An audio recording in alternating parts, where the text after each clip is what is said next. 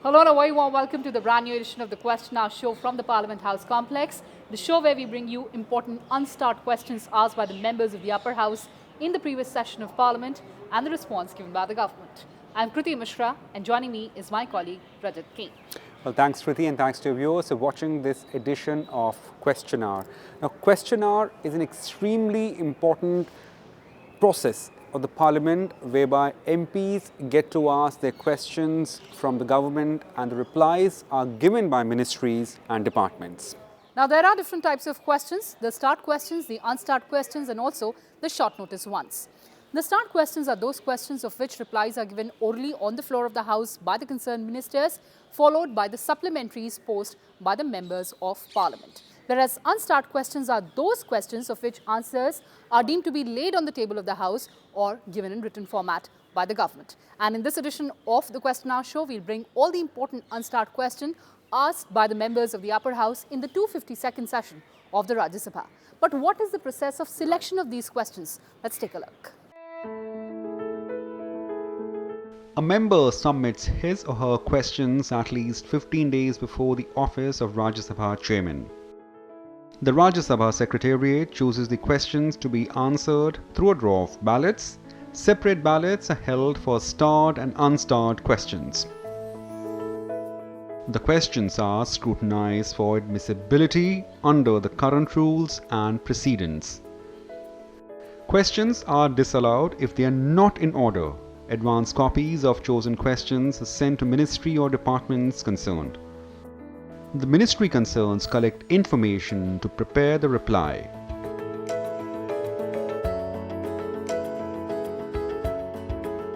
The minister concerned reply to starred questions on the floor of the House and provides written answers to unstarred questions. Up to 160 unstarred questions are listed every day in a separate list. Well, there you saw how these questions are processed, how they make their route from the Secretariat to the floor of the House, and finally they are tabled by the ministries and departments. Well, Kriti, it's time to begin our show. Right.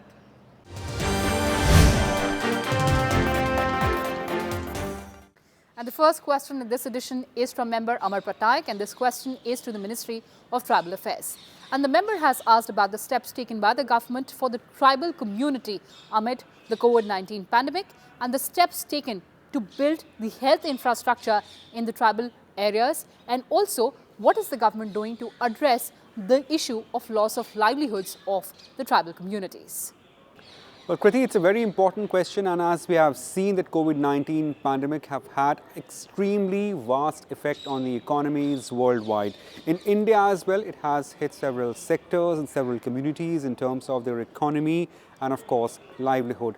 Now, in this answer, which is fairly elaborate, the ministry has listed several measures that they have taken, especially in terms of how to bring back economy of the forest dwellers and also the minor forest produce on track, and what are the measures specially taken for the healthcare as well. Now, in the reply given by the Minister of State for Tribal Affairs, Renuka Singh Saruta, a team of officers have been constituted by the ministry to prepare the roadmap and take necessary measures for implementation and realization of initiatives to restore growth in economy after COVID-19 pandemic.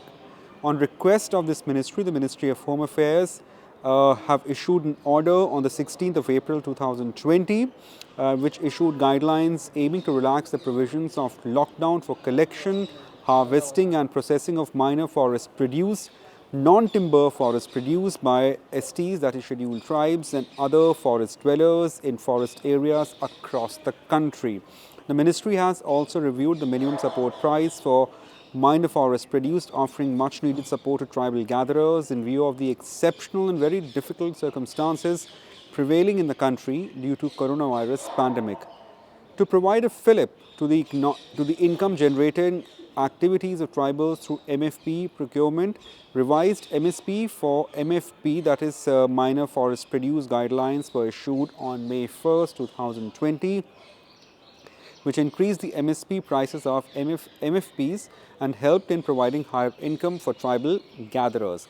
Moreover, on May 26, 2020, the ministry also added 23 new items under the MSP for the minor forest produce list, taking the total number of MFPs under scheme to 73. These items include agricultural and horticultural produce collected by tribal gatherers. The COVID response team of ministry formulating the COVID-19 pandemic response plan for scheduled tribe livelihood and health. The same has been approved by the Secretary Tribal Affairs and is already circulating among various stakeholders for necessary action. The states and union territories have been asked to utilize the funds from the state TSP as well as submit a comprehensive proposal on these lines under various schemes of this ministry. The steps include in the response plan are here as under. First, provision of community kitchen in ST areas, ensuring supply of ration, basic financial support through DBT, that is direct benefit transfer, operationalization of already sanctions VDVKs in mission mode, assessment of stock of minor forest produce and non-minor forest produce available with self-help groups and finding markets for these products through TriFed, development of online platform for procurement, sales and supply chain management of tribal produce at remunerative prices for tribal producers, tribal farmers and MFP gatherers, improving village level water availability, cultivation of early and late varieties of vegetables, small goat rearing unit, mini layer unit, fishery kits of fishermen, mushroom cultivation and beekeeping, self-employment training and bank linkage, skill development of youth, infrastructure creation and employment generation through constructive work of EMRS, support towards creation of isolation and quarantine facilities in scheduled tribe areas. Now, in the recent study done by the IIT Delhi, that is Indian Institute of Technology, in 177 tribal dominated districts with population of more than 25% and less than 3% of population has been detected as corona positive. So far, there has been no report of major outbreak of disease in tribal areas, which might be a cause of concern. Ministry of Tribal Affairs in collaboration with Ministry of Rural Development has done mapping of sectoral gaps down to level of Gram Panchayat and villages. The data has been shared with all states who have been asked to work out strategies for mitigating sectoral gaps at village level, including in the field of healthcare. The ministry has also prepared Tribal Health Action Plan, which was shared with Niti Aayog, Ministry of Health and Family Welfare, Ayush and states in November 2019. There have been few rounds of discussion on this plan with Niti and Ministry of Health and Family Welfare, and a joint VC was also called of state tribal secretaries and health secretaries with Secretary Health and Secretary Tribal Affairs with their officers. Now, lastly, in order to have updated data on the health infrastructure and manpower gaps in 177 tribal districts, the Ministry of Tribal Affairs has developed Swasthya portal, wherein data from the Ministry of Health and Women and Child Development and from districts is being captured.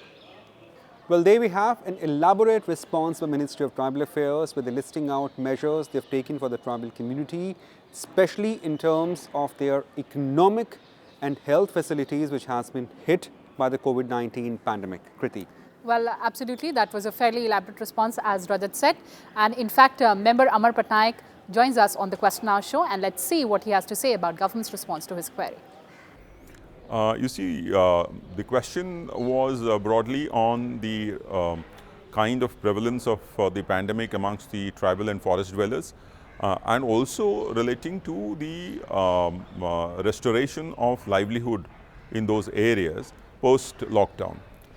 So in these two parts, one part was relating to the spread of the COVID. So interestingly, the reply given by the government is that based on an IIT study of about 177 such communities where 25% or more population were tribal, the prevalence of COVID-19 was only to the extent of 3%, less than 3% rather.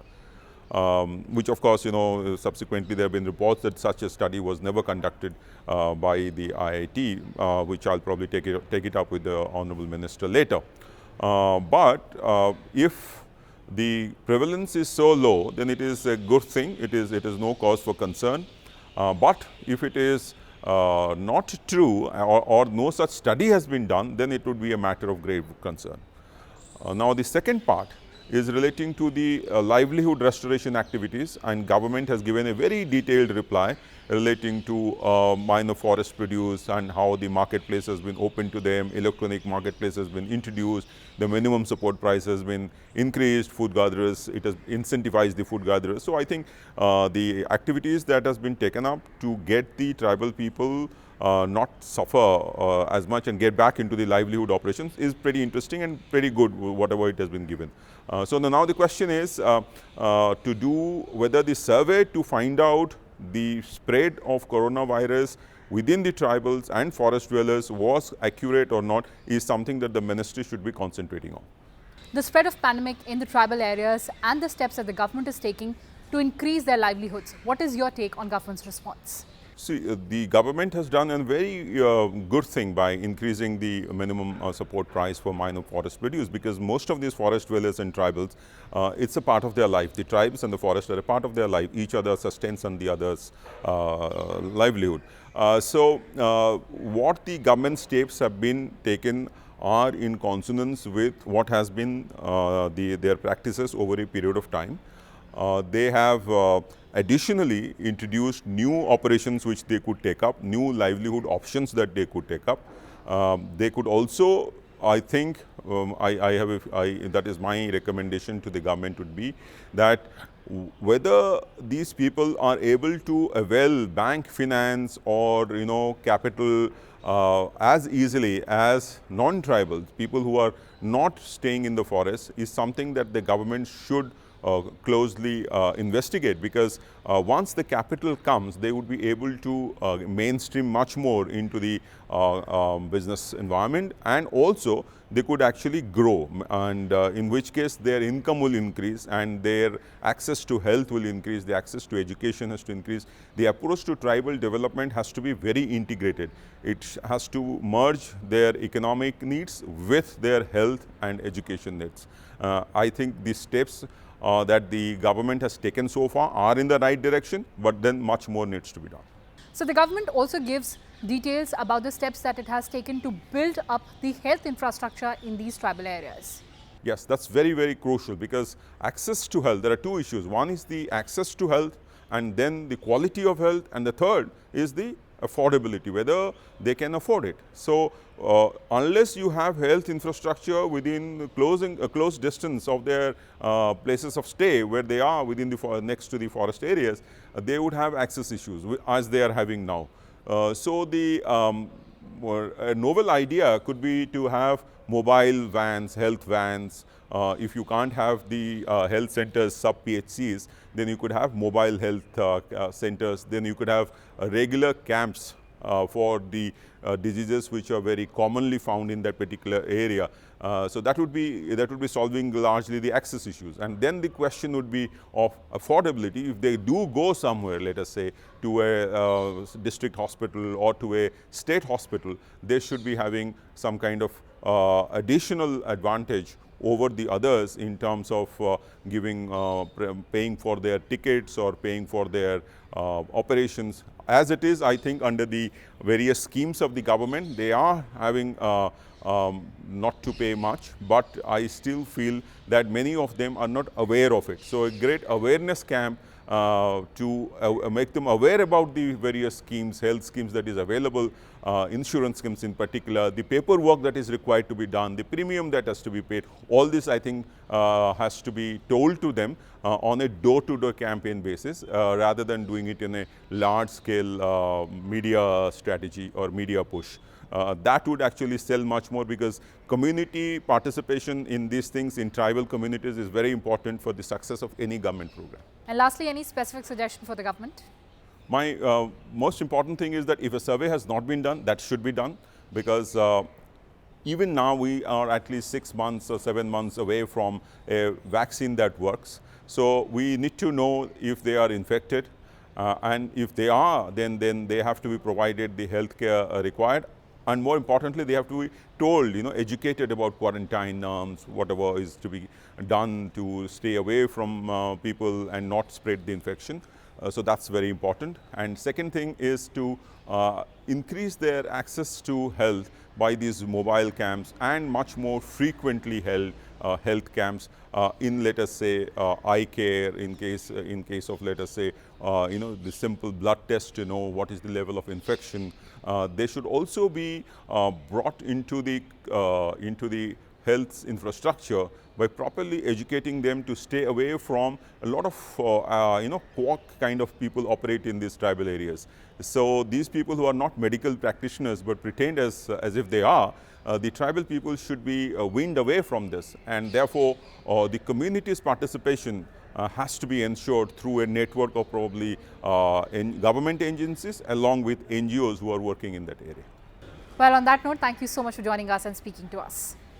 Well, moving on to next question that was asked by member Mallikarjun Kharge from Ministry of Women and Child Development. Now, the question is again on the contours of COVID-19 pandemic. Now, this one surrounds the issues concerning women and child. The member has asked that how many women have exited during the COVID-19 pandemic from the workforce and what government is doing to increase number of women participation in the workforce.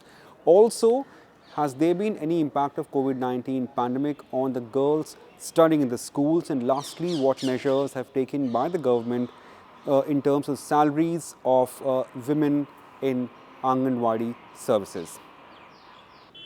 Well, again, that's an extensive response given by the government, and this response has been given by Women and Child Development Minister Smriti Irani. And she says that government has advised public, including women, to exercise all precautions against COVID-19 pandemic while pursuing professions. So things like online classes, telemedicine and even work from home, these things were encouraged. Now, services of Anganwadi workers or ASHA or NMs, they were extensively used during the lockdown, during the pandemic for facilitating essential services. Under centrally sponsored scheme of Samagra Shiksha, financial assistance is provided to the states and UTs for various activities to reduce number of dropouts, which include opening or strengthening of new school up to senior secondary level, construction of school buildings and additional classrooms, setting up, upgradation and running of Kasturba Gandhi Balika Vidyalayas, setting up of residential schools, hostels, free uniforms, free textbooks, transport allowance and undertaking enrollment drives, residential as well as residential trainings, seasonal hostels, residential camps, etc.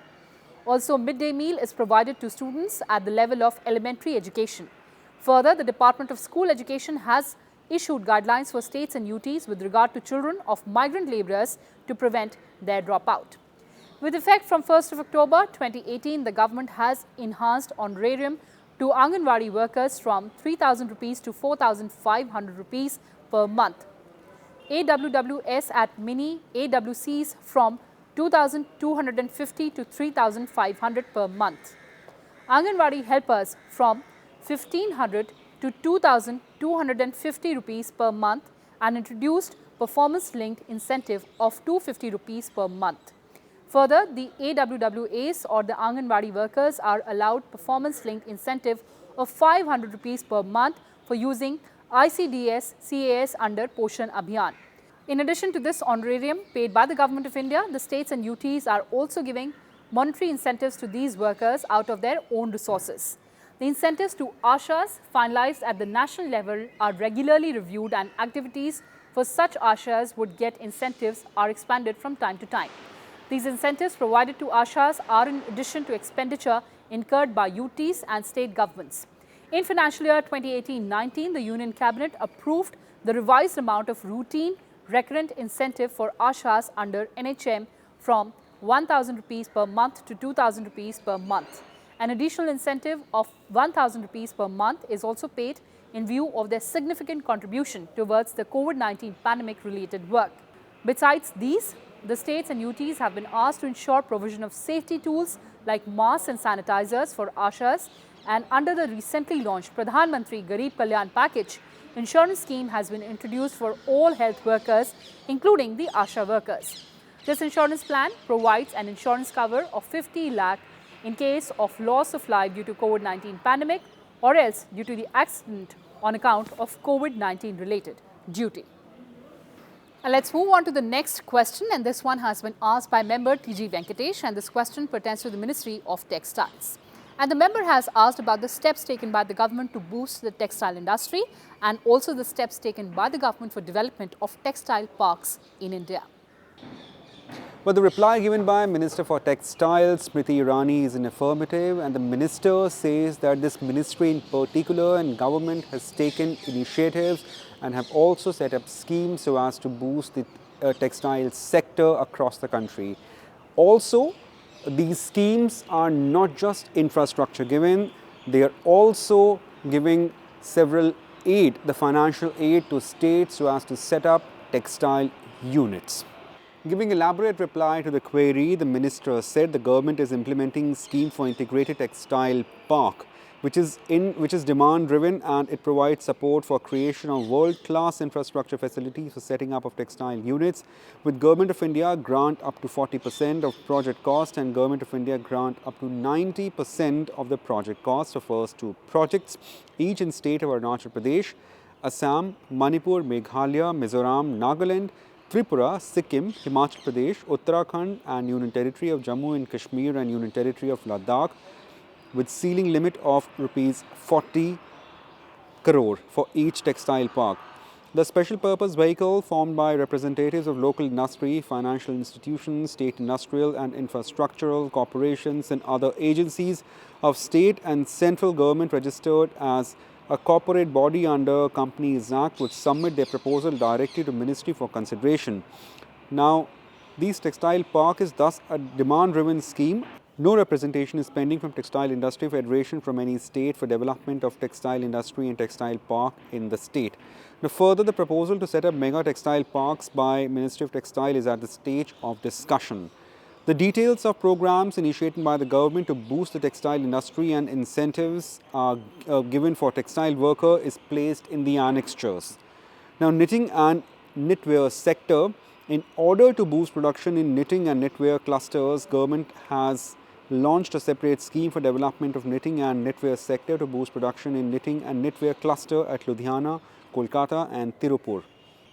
Government is implementing amended technology upgradation fund scheme for technology upgradation of textile industry to incentivize production with an outlay of rupees 17,822 crore during the year periods 2016 to 2022.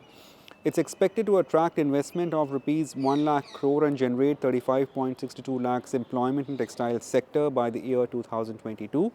Government has launched a special package of rupees 6,000 crore in 2016 to boost investment, employment and exports in garmenting and made-up sectors for following components, which are: full refund is provided under remission of states levy to exporters for state-level taxes. Production-linked additional incentives of 10% is provided under amended technology upgradation fund scheme. Scheme for integrated textile park. The Government of India grant with a ceiling limit of rupees 40 crore for setting up textile parks for creation of world-class infrastructure facilities for setting up of textile units. National Handloom Development Program, Comprehensive Handloom Cluster Development Scheme, Handloom Weaver Comprehensive Welfare Scheme and Yarn Supply Schemes under which financial assistance is provided for raw materials purchase, looms and accessories, design innovation, product diversification, infrastructure development, skill upgradation, marketing of handloom products and loans at concessional rates for lending, for enhancing production and boost the textile sector. Now, National Handicrafts Development Program and Comprehensive Handicraft Cluster Development Schemes aims at holistic development of handicraft cluster through integrated approach by providing support on design, technology upgradation, infrastructure development and market support. Now, Powertex India, a comprehensive scheme for power loom sector with components relating to power loom upgradation, infrastructure creation and concessional access to credit. Silk Samagra, an integrated scheme for development of silk industry with components of research and development, transfer of technology, seed organization and coordination, market development, quality certification and export. Jute eye care for increasing the income of farmers by at least 50% through promotion of certified seed, better agronomic practices, use of microbial, reusing of jute plant, retting to produce quality of jute, increase productivity and to reduce the cost of jute production for the jute farmers. And lastly, Northeastern Region Textile Promotion Scheme for promoting textiles industry in Northeastern region by providing infrastructure, capacity building and marketing support to all segments of textile industry. Well, moving on to next question that was asked by member Rajat Sabha from Ministry of Statistics and Program Implementation.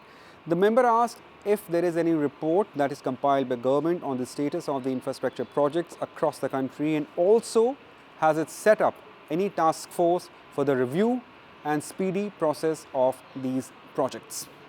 So this response has been given by MOSPI Minister Mr. Rao Inderjeet Singh, and he says that the Ministry of Statistics and Program Implementation, it compiles the data on cost and time overrun of the central sector infrastructure projects which are above 150 CR or more on the basis of information provided by the project implementing agency on the online monitoring system. As on 1st of May 2020, 403 projects out of 1,682 ongoing central sector infrastructure projects costing 150 crore and above were facing cost overruns with respect to original project implementation cost. The details of these projects are also available in the flash report at the www.cspm.gov.in publications. The reasons for cost overruns are project specific. They depend on a variety of technical, financial and administrative factors and differ from project to project. However, as reported by the project implementing agencies on the online monitoring system, the main reason for the increase in cost of the projects are underestimation of original cost, changes in rates of foreign exchange and statutory duties, high cost of environmental safeguards and rehabilitation measures, spiraling land acquisition costs, shortage of skilled manpower or labour, changes in project scope, monopolistic pricing by vendors of equipment services, general price rise, inflation and time overruns. Delay in land acquisition and forest clearance has been one of the reasons for time overrun, leading to cost escalation as reported by the implementing agencies. The government also says that it has set up a task force to draw up the national infrastructure pipeline for the period between financial year 2020 to 25. The final report of the task force has been released on 29th of April 2020, and the national infrastructure pipeline is under implementation with a projected investment of about 111 lakh crore in around 6,835 projects. However, this number is not fixed and it can change as per requirements of the centre and states or ministries or departments and implementing agencies. The NIP task force has given recommendations on changes required to several key sectoral policies and other reform initiatives to scale up and propel infrastructure investments in various sectors across the country. Action on identified reforms are being taken up by concerned ministries and departments. The reports of the task force are available on the website of Department of Economic Affairs. A dashboard of projects under NIP has been launched as part of India Investment Grid maintained by Invest India. And a multi-level monitoring system has also been put in place to review the projects under NIP. Well, that's it in this edition of Questionnaire. You can also watch all our programs on an online platform of YouTube. Thank you so much for joining us. Keep watching Rajya Sabha television. Do take care of yourself, stay safe, observe social distancing and also keep washing your hands.